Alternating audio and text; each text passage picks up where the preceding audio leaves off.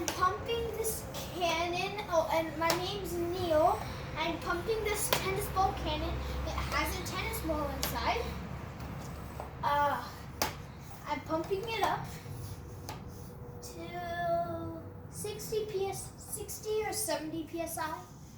60 psi. I mean, yeah, 60 psi. I'm trying to launch it. So we just added this barrel.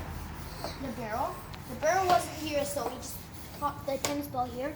And we realized like the air just scattered everywhere. The farthest we went was about right here. This is exactly how far we went, about. Like, and the ball scattered too. It was like, Okay. Me. Try.